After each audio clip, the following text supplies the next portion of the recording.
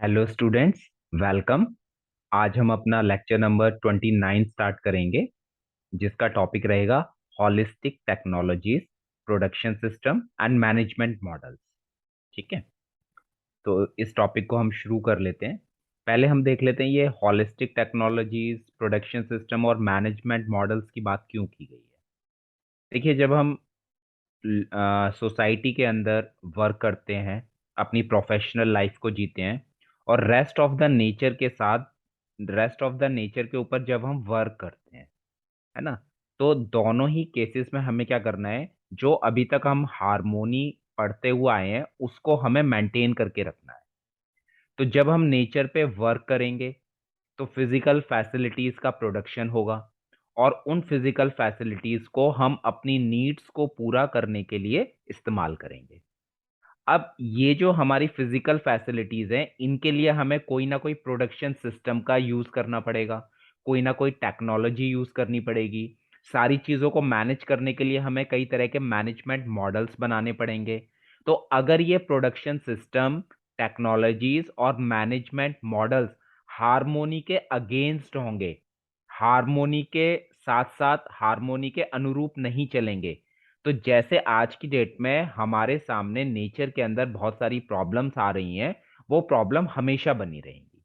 इसीलिए टेक्नोलॉजीज हो, production system हो या जो भी मैनेजमेंट मॉडल्स हैं, वो कैसे होने चाहिए, हॉलिस्टिक होने चाहिए, वो समग्र होने चाहिए, वो पूरे होने चाहिए। ठीक है, तो चलिए इस टॉपिक को शुरू कर लेते हैं।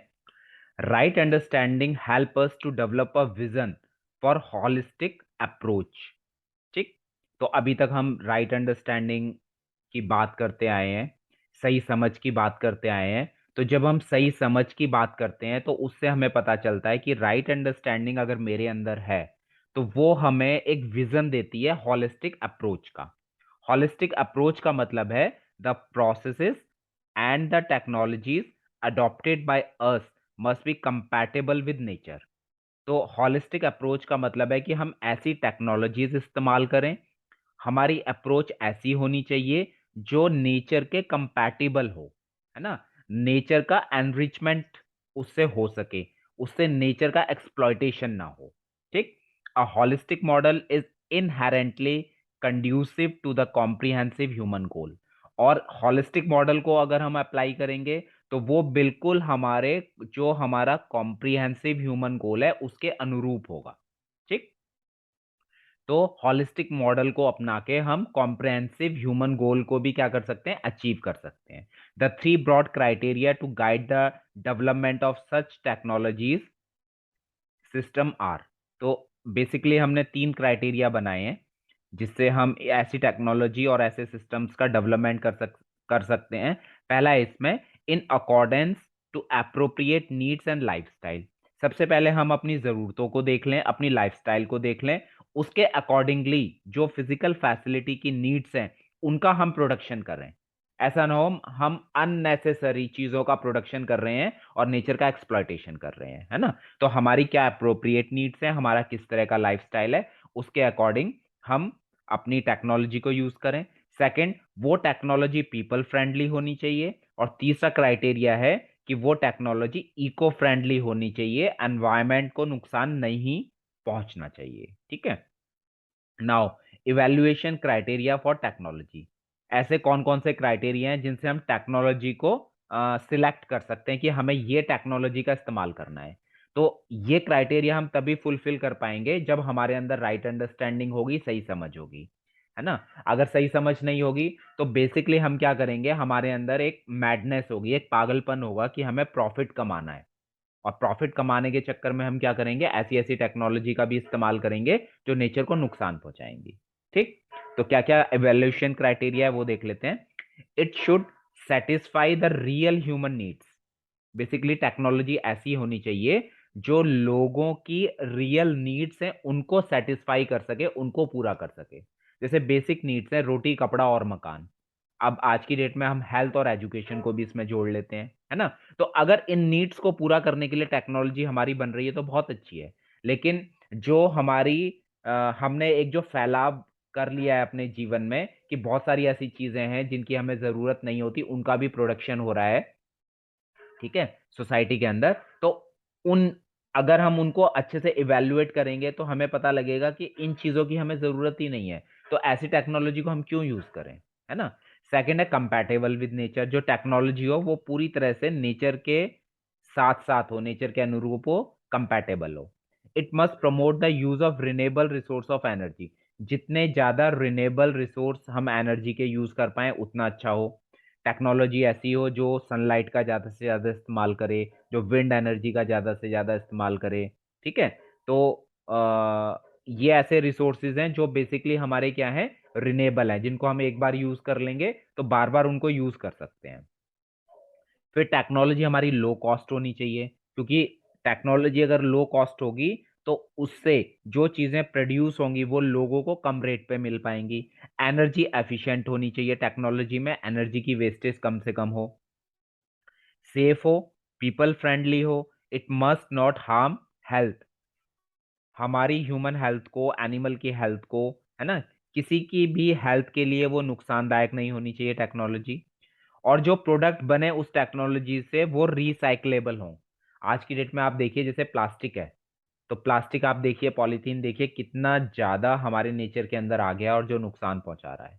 अगर ये सारी चीजें स्टार्टिंग से ही रिसाइकलेबल बनती तो ये इतना ज्यादा वेस्ट मटेरियल हमारे एनवायरनमेंट में नहीं आता और एनवायरनमेंट को नुकसान नहीं पहुंचाता। तो जो भी हम टेक्नोलॉजी इस्तेमाल करें वो ऐसी होनी चाहिए, साइक्लिक होनी चाहिए, जिससे कि उससे जो भी प्रोडक्ट बने वो रिसाइकलेबल हो, उनको हम दोबारा रिसाइकिल कर सकें। And effective utilisation of human body, plant, animals and materials, तो जो भी हमारे पास रिसोर्सेज अवेलेबल हैं, चाहे वो मटेरियल की फॉर्म में है, एनिमल्स की फॉर्म में है, प्लांट्स की फॉर्म में है, या ह्यूमन बॉडी है, ह्यूमन बॉडी का हम सदुपयोग जो करना चाहते हैं, है ना, तो वो टेक्नोलॉजी के प्रति हम कर पाए। नाउ इवैल्यूएशन क्राइटेरिया हमने टेक्नोलॉजीज का देख लिया। अब हम इवैल्यूएशन क्राइटेरिया देख लेते हैं प्रोडक्शन सिस्टम का, हमें क्या क्या चीजें प्रोड्यूस करनी चाहिए। In order to decide the type of production system to be adopted, we need to answer these simple question. अगर हमें किसी भी चीज के मैन्युफैक्चरिंग के लिए कोई प्रोडक्शन सिस्टम को अडॉप्ट करना है तो उसके लिए हमें कुछ क्वेश्चंस के आंसर पहले ढूंढ लेने चाहिए। क्या? व्हाट टू प्रोड्यूस, हमें क्या प्रोड्यूस करना चाहिए। हाउ टू प्रोड्यूस, हमें कौन सा प्रोसेस अप्लाई करना चाहिए, ठीक है। फॉर होम टू प्रोड्यूस, किसके लिए हमें वो चीज प्रोड्यूस करनी है। और हाउ मच टू प्रोड्यूस, कितना ज्यादा उस चीज का प्रोडक्शन करना है। अगर इन क्वेश्चंस का आंसर हमने पहले ही फाइंड आउट कर लिया तो हम टेक्नोलॉजी ऐसी चूज कर पाएंगे जो बहुत प्रोडक्शन सिस्टम ऐसे ही चूज कर पाएंगे जो नेचर के लिए भी, सोसाइटी के लिए भी क्या होंगे, यूजफुल होंगे। All these will be decided in the context of availability of local natural resources and the need of the people for any given community.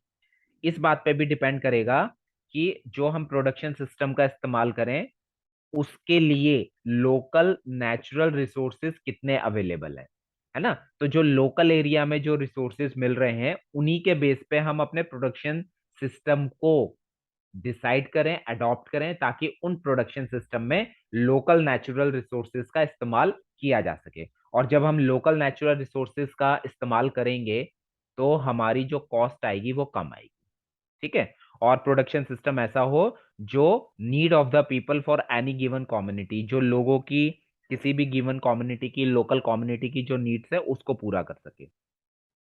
The needs are to be characterized in consonance with the comprehensive human goal.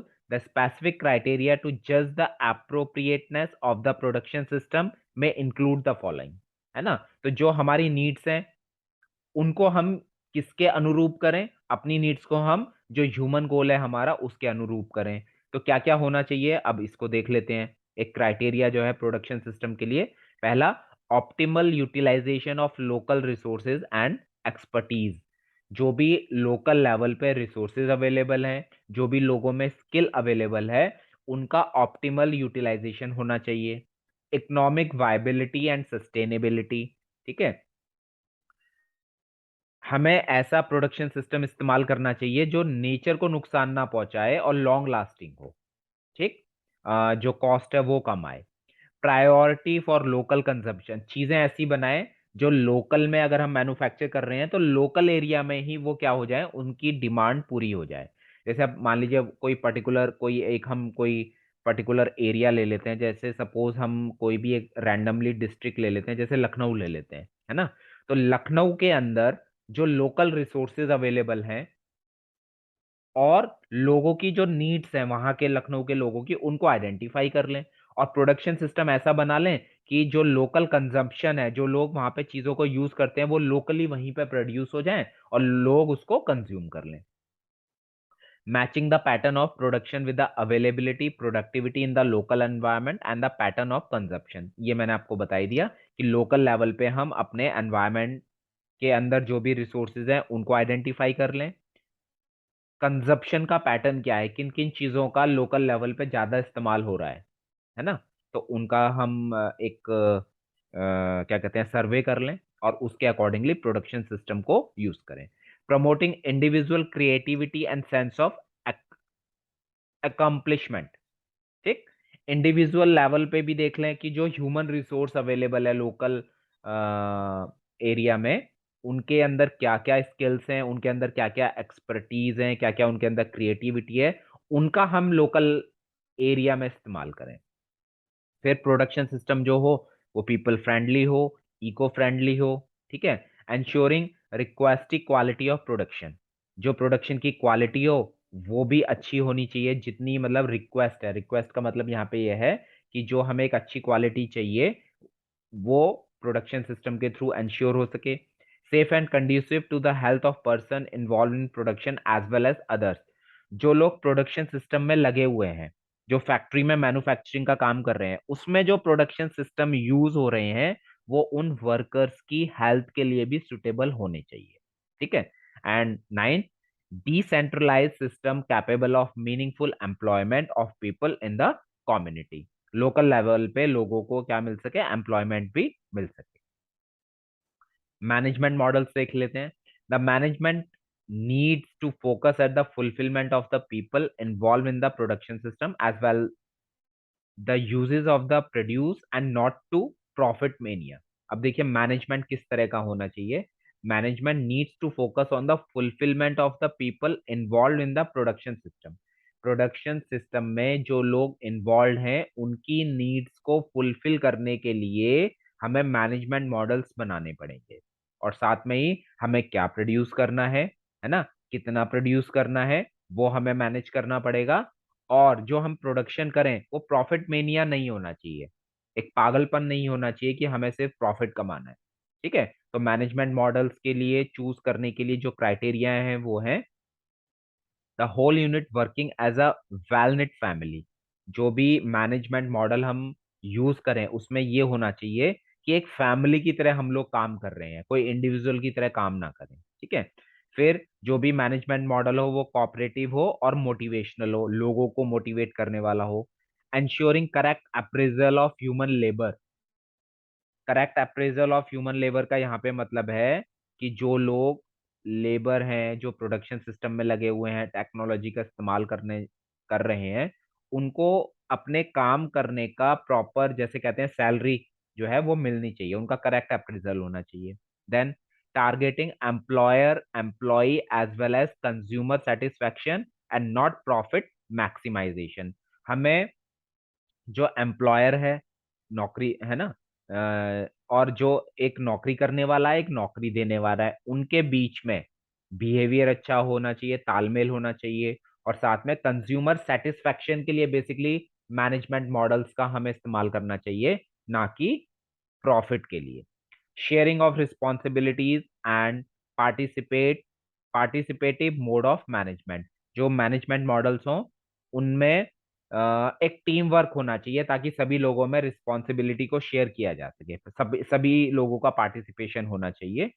Then six है continuous value addition of the person involve. जो भी person management models के अंदर involve हैं, management के लिए involve हैं, production system को जो यूज कर रहे हैं, उनका हमेशा विकास होना चाहिए, उनमें कुछ ना कुछ हमेशा वैल्यू एडिशन होते जाने चाहिए ताकि उनका भी टाइम टू टाइम डेवलपमेंट हो सके।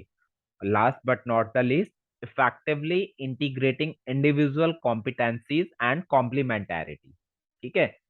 लोगों के अंदर योग्यता का डेवलप होना जरूरी है। जैसे वैल्यू एजुकेशन की बात करी, अगर हमें कोई नई टेक्नोलॉजी यूज करनी है, नया प्रोडक्शन सिस्टम यूज करना है, तो जो लोग उसको यूज करें उनके अंदर उस चीज को यूज करने की योग्यता effectively develop time to time होती चली जानी चाहिए, है ना। तो अगर हमारे मैनेजमेंट मॉडल्स हैं, हमारी टेक्नोलॉजीज है, हमारे प्रोडक्शन सिस्टम है, ये हॉलिस्टिक होंगे, समग्र होंगे, तो इसमें सोसाइटी का भी विकास होगा, है ना। लोगों के बीच में एक समन्वय बना रहेगा, हार्मोनी बनी रहेगी, और नेचर के अंदर भी एक बैलेंस, एक हार्मोनी बनी रहेगी।